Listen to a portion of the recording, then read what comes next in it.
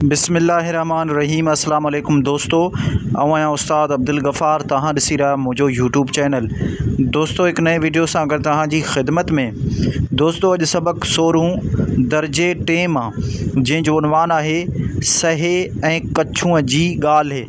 तस्वीरी कहाणी आहे। पहिरें हिन जूं लफ़्ज़ मानाऊं, पोइ सवाल जवाब ऐं ॿियूं जेके एक्सरसाइज़ूं आहिनि उन्हनि खे हल कंदासीं।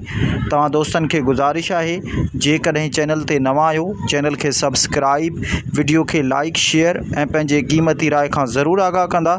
हलूं था सबक जे लफ़्ज़ माना ऐं सवाल जवाबनि जे तरफ़। जी दोस्तों, हाणे लफ़्ज़नि जूं मानाऊं लिखंदासीं। लफ़्ज़ कछू माना कुमी। लफ़्ज़ सहो माना सिहड़ या खरगोश। लफ़्ज़ तस्वीरी माना तस्वीरनि ते ॿधल। लफ़्ज़ कहाणी माना आखाणी। जी दोस्तों, हाणे मश्क हल कंदासीं। मश्क अलिफ़ हेठि ॾिनल सवालनि जा जवाब ॾियो। नंबर पहिरियों सवाल, तस्वीरनि में ॾिनल जानवरनि जा नाला ॿुधायो।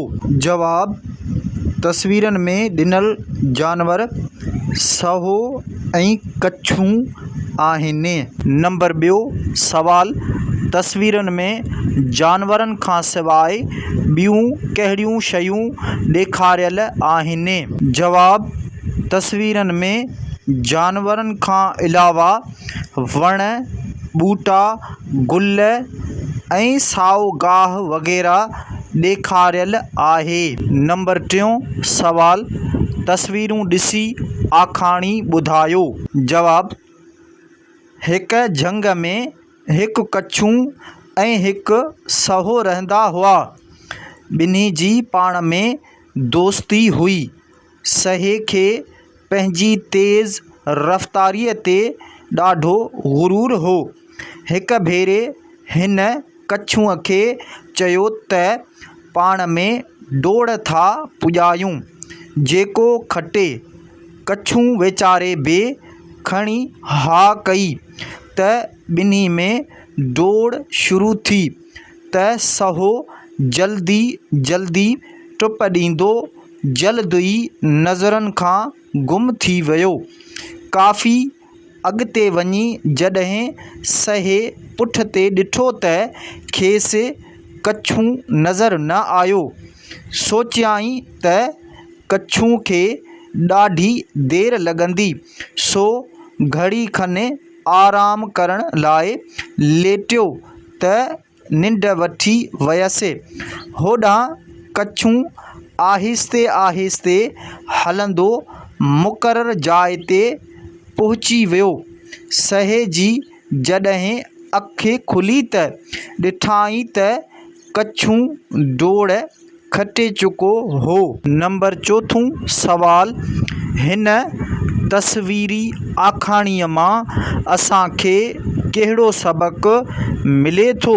जवाब, हिन तस्वीरी आखाणीअ मां असांखे सबक मिले थो त कॾहिं बि कंहिंखे पाण खां घटि न ॼाणिजे ऐं लाॻीतो जिदोजहद सां नेठि इंसान पंहिंजी मंज़िल माणे वठे थो। जीम, सहे ऐं कछूअ मां अव्हांखे कहिड़ो किरदारु पसंदि आहे ऐं छो। जवाब, सहे ऐं कछूअ मां असांखे कछूअ जो किरदारु पसंदि आहे, जो कछू आहिस्ते आहिस्ते पर मुसलसिल हलंदो रहियो ऐं पंहिंजी मंज़िल खे वञी पहुतो। असांखे बि घुरिजे त कंहिं बि कम खां न घबरायूं, महिनत ऐं मुसलसिल महिनत कंदा रहूं, जल्द ई पंहिंजे मक़सद खे वञी पहुचंदासीं। दाल, जो, में, ते खे जुमलनि में इस्तेमालु करियो। जीअं मेज़ ते किताब आहे, ते इस्तेमालु कयोसीं। ही जुमला आहिनि, इन्हनि में जो में ऐं ते इस्तेमालु कंदासीं। जुमिलो नंबर पहिरियों, स्कूल में ॿार पढ़नि था। में खे इस्तेमालु कयोसीं हिते।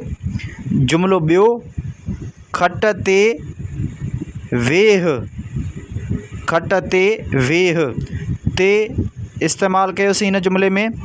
जुमिलो टियों, असलम जो भाउ आयो, जो इस्तेमालु कयोसीं हिन जुमिले में। असलम जो भाउ आयो।